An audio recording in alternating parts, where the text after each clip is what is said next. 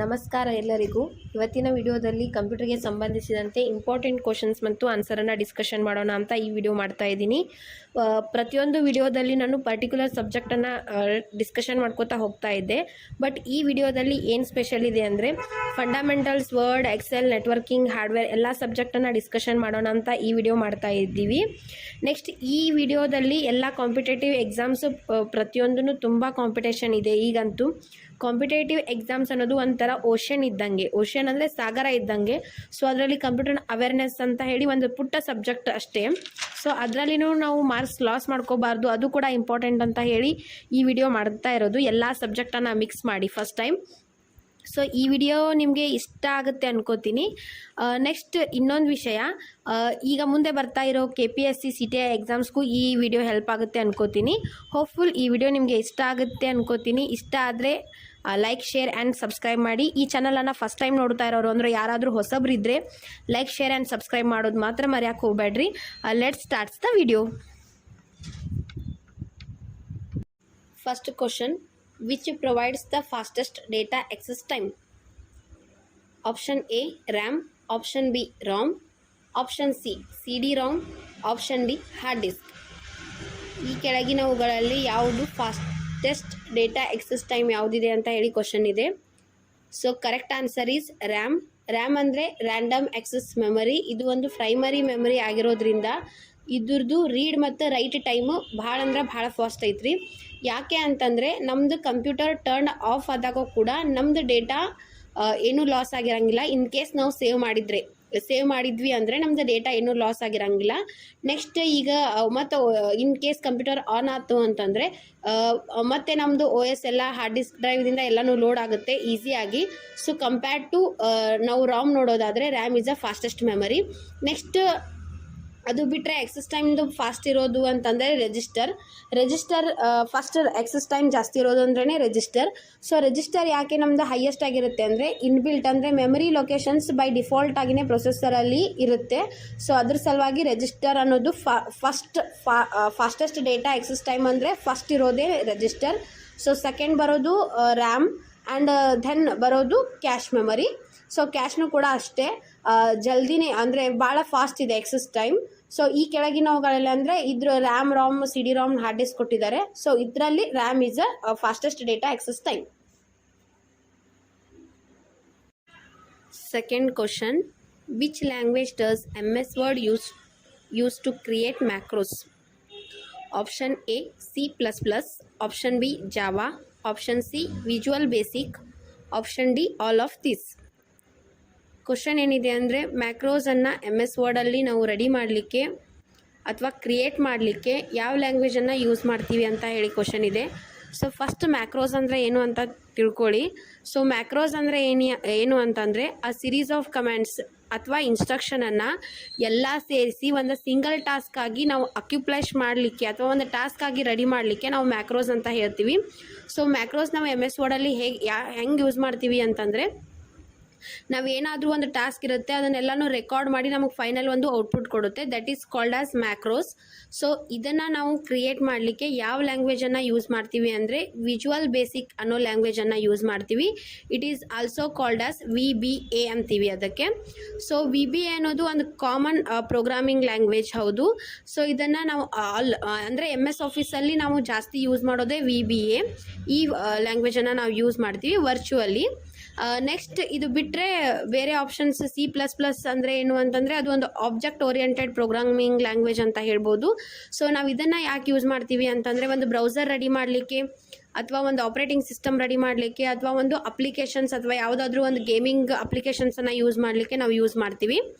Next ಈಗ trending ಇರೋದು Java. Java ಅನ್ನೋದು ಒಂದು high level object oriented programming language ಅಂತ ಹೇಳ್ಬೋದು. ಇದನ್ನು ನಾನು ಪರ್ಟಿಕ್ಯುಲರ್ ಒಂದು ಅಪ್ಲಿಕೇಶನ್ಸನ್ನು ಯೂಸ್ ಮಾಡಲಿಕ್ಕೇನೂ ಯೂಸ್ ಮಾಡ್ತೀವಿ ಅಥವಾ ಬ್ರೌಸರ್ ರೆಡಿ ಮಾಡಲಿಕ್ಕೇನು ಯೂಸ್ ಮಾಡ್ತೀವಿ. ನಮ್ಮ ಅಪ್ಲಿಕೇಶನ್ ಯಾವ ರೀತಿ ಇದೆ ಅಲ್ಲ ಆ ರೀತಿ ನಾವು ಯೂಸ್ ಮಾಡಿಕೊಂಡು ಹೋಗ್ಬೋದು ಜಾವಾ ಮತ್ತು ಪೈಥಾನನ್ನು. ಸೊ ಕ್ವಶನ್ ಏನಿದೆ ಅಂತಂದರೆ ಇಲ್ಲಿ ಮ್ಯಾಕ್ರೋಸ್ ಕ್ರಿಯೇಟ್ ಮಾಡಲಿಕ್ಕೆ ಯಾವ ಲ್ಯಾಂಗ್ವೇಜ್ ಯೂಸ್ ಮಾಡ್ತೀರಾ ಅಂತ ಹೇಳಿ ಕ್ವಶನ್ ಇದೆ. The correct answer is visual basic is a correct answer. The next question is flash memory is made up of option A RDRAM, option B MROM, option C SRAM, option D EEPROM.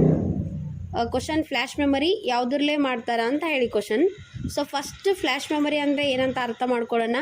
Flash memory ಅಂದರೆ it is also called as flash storage ಅಂತ. ಅದು ಒಂದು non volatile memory ಇದೆ. Data ಹೇಗೆ ನಾವು read ಮತ್ತು right ಮಾಡ್ಬೋದು ಅಂದರೆ ಬೈಟ್ ವೈಸ್. ಸೊ 1 ಬೈಟ್ ಅಂದರೆ 8 ಬಿಟ್ಸ್ ಆಗುತ್ತೆ. ನಾವು 8ಅನ್ನು ಇನ್ಪುಟ್ ಕೊಡಬೇಕು, 8ಅನ್ನು ಅದು ಔಟ್ಪುಟ್ ಕೊಡುತ್ತೆ. ಇದು ಒಂದು ರೀರೈಟ್ ಮಾಡಲಿಕ್ಕೆ ಆಪ್ಷನ್ ಇದೆ ಈ ಫ್ಲ್ಯಾಶ್ ಮೆಮರಿಯಲ್ಲಿ. ಸೊ ಇದನ್ನು ಯಾವುದರಲ್ಲೇ ಮಾಡ್ತಾರಾ ಅಂತ ಹೇಳಿ ಕ್ವಶನ್ ಇದೆ. RDRAM ಅಂದರೆ ರ್ಯಾಂಬಸ್ ಡೈನಾಮಿಕ್ ರ್ಯಾಂಡಮ್ ಆಕ್ಸೆಸ್ ಮೆಮರಿ ಅಂತ ಹೇಳಿ. ನೆಕ್ಸ್ಟ್ ಬರೋದು MROM ಅಂತಂದರೆ ಮ್ಯಾಗ್ನೋ ರೆಸಿಸ್ಟಿವ್ ರ್ಯಾಂಡಮ್ ಆಕ್ಸೆಸ್ ಮೆಮರಿ ಅಂತ ಹೇಳಿಬಿಟ್ಟು. ನೆಕ್ಸ್ಟ್ ಬರೋದು SRAM static random access memory ಅಂತ ಹೇಳಿ. ಸೊ ನಾವು ಇದನ್ನು SRAM ಕೂಡ ಯೂಸ್ ಮಾಡ್ತೀವಿ ತುಂಬ. ಬಟ್ ಫ್ಲ್ಯಾಶ್ ಮೆಮರಿಯನ್ನು ಯಾವುದರಲ್ಲೇ ಮಾಡ್ತಾರೆ ಅಂದರೆ EEPROM ಅಲ್ಲಿ ಮಾಡ್ತಾರೆ. EEPROM ಅಂತಂದರೆ electrically erasable programmable read only memory. That name says electrically erasably. So electrical ಅಂದರೆ ನಾವು ಲೈಟ್ ಇರಲಿಲ್ಲ ಅಂದರೆ ಇದನ್ನು ಏನು ಮಾಡಲಿಕ್ಕೆ ಆಗಲ್ಲ. ಇದನ್ನು ನಾನು ಎಲೆಕ್ಟ್ರಿಕಲ್ನೇ ರೀಡ್ ಮಾಡ್ಬೋದು, ಎಲೆಕ್ಟ್ರಿಕಲ್ನೇ ರೈಟ್ ಕೂಡ ಮಾಡ್ಬೋದು. ಯಾಕೆ ಅಂದರೆ ಇದು ತುಂಬ ಈಸಿ ಆಗುತ್ತೆ. ಯಾಕೆ ಅಂದರೆ ಬೈಟ್ ವೈಸ್ ಇದೆ ಅಲ್ವಾ ಫ್ಲ್ಯಾಶ್ ಮೆಮರಿ. ಸೊ ನಮಗೆ ತುಂಬ ಈಸಿ ಆಗುತ್ತೆ. ಸೊ ಅದರ ಸಲುವಾಗಿ ನಾವು ಇದನ್ನು ರೆಡಿ ಮಾಡೋದು EEPROM ಅಲ್ಲಿ ನಾವು ರೆಡಿ ಮಾಡ್ತೀವಿ. The next question, MS Excel dash feature can help you fully display longer text in a cell without it overflowing to other cells. Option A VLOOKUP, option B name box, option C sort and filter, option D wrap text. Question ಏನಿದೆ ಅಂದರೆ ಒಂದು full display ಅಂದರೆ ತುಂಬ ಜಾಸ್ತಿ text ಇದ್ದಿದ್ದು ಒಂದೇ ಸೆಲ್ಲಲ್ಲಿ ಯಾವ ರೀತಿ ಮಾಡ್ಕೋತೀರಾ ಅಂತ ಹೇಳಿ. ಇದನ್ನು ಎಕ್ಸೆಲ್ ನಾವು ಡೈಲಿ ಆಪ್ರೇಟ್ ಮಾಡ್ತಾ ಇದ್ದರೆ ನಮಗೆ ಈಸಿಯಾಗಿ ಗೊತ್ತಾಗ್ಬಿಡುತ್ತೆ. The correct answer is wrap text. Wrap text ಯಾವ ರೀತಿ ವರ್ಕ್ ಆಗುತ್ತೆ ಅಂತ ಹೇಳಿ ನಾನು ನೆಕ್ಸ್ಟ್ ಸ್ಲೈಡಲ್ಲಿ ನಾನು ನಿಮಗೆ ಇಮೇಜ್ ಹಾಕಿದ್ದೀನಿ. ಸೊ ನೀವು ನೋಡ್ಕೋಬೋದು, ನಿಮಗೆ ನೋಡಿದರೆ ಅರ್ಥ ಆಗುತ್ತೆ. Full example of wrap text that traps ಅಂತ ಹೇಳಿ ಒಂದು ಫುಲ್ ಸೆಂಟೆನ್ಸ್ ಇದೆ. ಅದನ್ನು ನಾನು ಬರೀ G ಅನ್ನೋ ಒಂದು ಕಾಲಮಲ್ಲಿ ಹಾಕಿದರೆ ನಮಗೆ ಕರೆಕ್ಟಾಗಿ ಡಿಸ್ಪ್ಲೇ ಆಗ್ತಾ ಇಲ್ಲ. ಬಟ್ ನಾವು with the help of wrap text ನಾವು ಯೂಸ್ ಮಾಡಿದರೆ ಎಲ್ಲ ಸೆಂಟೆನ್ಸ್ ಕೂಡ ಒಂದೇ ಸೆಲ್ಲಲ್ಲಿ ಫಿಕ್ಸ್ ಮಾಡ್ಬೋದು. That is the main use of wrap text. ಇದಕ್ಕೆ ಆನ್ಸರ್ ಕೂಡ ಅದೇ, ರ್ಯಾಪ್ ಟೆಕ್ಸ್ಟ್ ಅನ್ನೋದು ಇದರದ್ದು answer.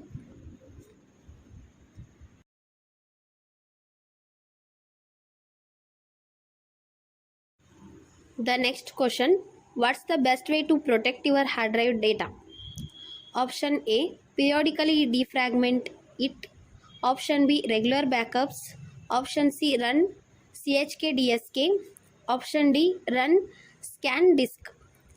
The correct answer is regular backups. Question ಏನಿದೆ ಅಂದರೆ ಹಾರ್ಡ್ ಡ್ರೈವಲ್ಲಿರ್ತಕ್ಕಂತಹ ಡೇಟಾವನ್ನು ನಾವು ಈಸಿಯಾಗಿ ಪ್ರೊಟೆಕ್ಟ್ ಮಾಡ್ಬೋದು. ಈ ಕೆಳಗಿನಲ್ಲಿ ಯಾವುದು ಬೆಸ್ಟ್ ವೇ ಅಂತ ಹೇಳಿ. ಸೊ ಇದಕ್ಕೆ ನಾನು ಏನು ಎಕ್ಸಾಂಪಲ್ ಕೊಡ್ತೀನಿ ಅಂದರೆ ನಮ್ಮ ಮೊಬೈಲಲ್ಲಿ ಇರ್ತಕ್ಕಂತಹ photos and videos.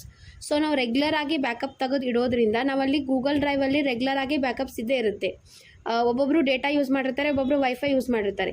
Daily backups ತೆಗೆದು ಇಡೋದ್ರಿಂದ ಅಥವಾ ಒಂದು ವೀಕ್ಲಿ ಒನ್ಸ್ ಹಿಂಗೇನಾದರೂ ನಾವು ಬ್ಯಾಕಪ್ಸ್ ತೆಗೆದು ಇಡೋದ್ರಿಂದ ನಿಮ್ಮ ಡೇಟಾದ ಎಲ್ಲನೂ ಸೇವ್ ಆಗಿನೂ ಇರುತ್ತೆ ಆ್ಯಂಡ್ ಸೇಫ್ ಆಗಿಯೂ ಕೂಡ ಇರುತ್ತೆ. ಸೊ ಇದೇ ಒಂದು ಬೆಸ್ಟ್ ಎಕ್ಸಾಂಪಲ್ ಅಂತ ಹೇಳ್ಬೋದು. ರೆಗ್ಯುಲರ್ ಬ್ಯಾಕಪ್ಸ್ ನಾವು ತೆಗೆದಿಡೋದ್ರಿಂದ ನಮ್ಮ ಡೇಟಾ ಸೇವ್ ಆಗುತ್ತೆ. ಇದರ ಕೆಳಗಿನವುಗಳಂದರೆ ಇದು ಪಿರಿಯಾಡಿಕಲಿ ಡಿಫ್ರಾಗ್ಮೆಂಟ್ ಇಟ್, ಆಮೇಲೆ ನಾವು ಕಮ್ಯಾಂಡ್ಸ್ ಯೂಸ್ ಮಾಡ್ಬೋದು, chkdsk, ಆಮೇಲೆ ಸ್ಕ್ಯಾನ್ ಡಿಸ್ಕ್. ಇದೆಲ್ಲ ಯೂಸ್ ಮಾಡೋಕ್ಕಿಂತ ಬೆಸ್ಟ್ ವೇ ಅಂದರೆ ಬ್ಯಾಕಪ್ಸ್ ತೆಗೆದಿಡೋದು best way. The next question, dash help prevent power surges. Option A spike protector, option B UPS system, option C high grade multimeter, option D surge suppressor. Power surges ಅಂದರೆ ಏನು ಅಂತಂದರೆ voltage increase ಜಾಸ್ತಿ ಹಿಂಗೇನಾದರೂ ಆಗ್ತಾ ಇತ್ತು ಅಂದರೆ short circuit ಆಗುತ್ತಲ್ಲ, ಅಥವಾ voltage spike ಆಗಿದೆ ನಾವು ನೋಡು ನಮ್ಮದು ಈ ರೀತಿ ಅಂತಿರ್ತೀವಲ್ಲ ಅದು. ಸೊ ಇದಕ್ಕೆ ಕರೆಕ್ಟ್ ಆನ್ಸರ್ ಏನು ಅಂತಂದರೆ ಸರ್ಜ್ ಸಪ್ರೆಸರ್ ಅಂತ ಹೇಳ್ಬೋದು. ಸರ್ಜ್ ಸಪ್ರೆಸರ್ ಅನ್ನೋದು ನಾನು ಇಮೇಜನ್ನು ನೆಕ್ಸ್ಟ್ ಸ್ಲೈಡಲ್ಲಿ ಹಾಕಿದ್ದೀನಿ, ನೀವು ನೋಡ್ಕೊಳ್ಳಿ, ಗೊತ್ತಾಗುತ್ತೆ ನಿಮಗೆ. ವೋಲ್ಟೇಜ್ ಏನಾದರೂ ಇನ್ಕ್ರೀಸ್ ಅಥವಾ ಡಿಕ್ರೀಸ್ ಆಗ್ತಾ ಇತ್ತು ಅಂತಂದರೆ ವೋಲ್ಟೇಜನ್ನು ಕಾನ್ಸ್ಟೆಂಟಾಗಿ ಮೇಂಟೈನ್ ಮಾಡ್ಕೊಳ್ಳಿಕ್ಕೆ ನಾವು ಸರ್ಜ್ ಸಪ್ರೆಸರನ್ನು ಯೂಸ್ ಮಾಡ್ತೀವಿ. That is the correct answer of this question.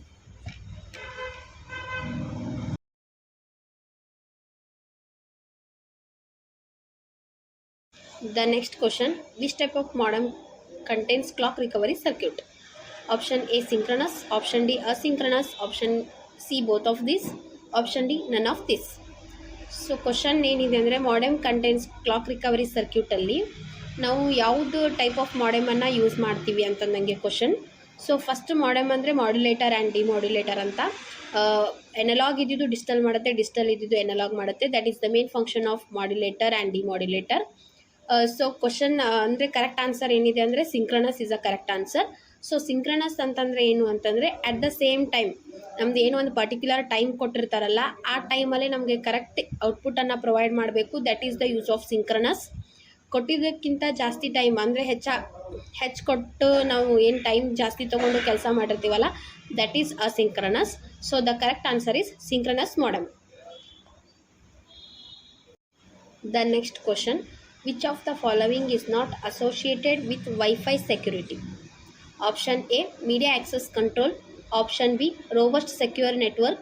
Option C, wired equivalent privacy. Option D, Wi-Fi protected access. The correct answer is media access control. ಮ್ಯಾಕ್ ಅನ್ನೋದು IP ಅಲ್ಲಿ ಬರುತ್ತೆ. ಸೊ ನಾವು IP ನೀವು ಸ್ಟಡಿ ಮಾಡಬೇಕಾದ್ರೆ ಗೊತ್ತಾಗುತ್ತೆ. ಸೊ ಇದರಲ್ಲಿ wifi ಸೆಕ್ಯೂರಿಟಿಯಲ್ಲಿ ಇದು ಬರಲ್ಲ. ಸೊ ನಾವು ಒಂದ್ಸಲ ಎಲ್ಲ ಪ್ರೋಟೋಕಾಲ್ದು ಏನೇನಾಗುತ್ತೆ ಅಂತ ಹೇಳಿ ಎಕ್ಸ್ಪ್ಲೇನ್ ಮಾಡಿರ್ತೀನಿ. ಸೊ ಅದರಲ್ಲಿ ನೀವು ನೋಡ್ಕೋಬೋದು. ಸೊ ಇದರಲ್ಲಿ ವೈಫೈ ಅಸೋಸಿಯೇಟೆಡಲ್ಲಿ ಬರಲಾರ್ದ ಯಾವುದು ಅಂತಂದರೆ ಈ ಕೆಳಗಿನವುಗಳಲ್ಲಿ media access control. The next question, which of these folders in Gmail contains the emails which are composed but not sent? Option A, inbox. Option B, sendbox. Option C, drafts. Option D, chats. So question ಓದಿದ ತಕ್ಷಣ ಗೊತ್ತಾಗುತ್ತೆ the correct answer is draft ಅಂತ ಹೇಳಿಬಿಟ್ಟು.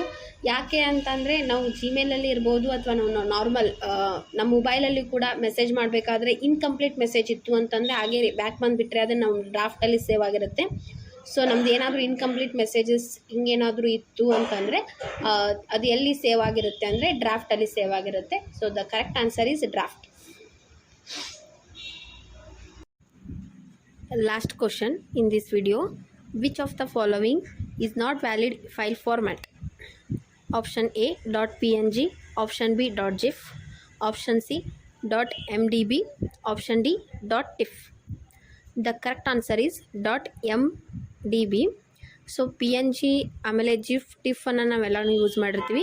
So ಇದ್ರ related ಅಂದರೆ file format ಅಂದರೆ image file ಫಾರ್ಮ್ಯಾಟ್ರ ಬಗ್ಗೆ ನಾನು ನೆಕ್ಸ್ಟ್ ಸ್ಲೈಡಲ್ಲಿ ವಿಡಿಯೋ ಹಾಕಿದ್ದೀನಿ, ಅಂದರೆ ನಾನು ಪಿಕ್ಚರ್ಸ್ ಹಾಕಿದ್ದೀನಿ. ಸೊ ನೀವು ನೋಡ್ಕೊಳ್ಳಿ, ನಿಮಗೆ ಅರ್ಥ ಆಗುತ್ತೆ.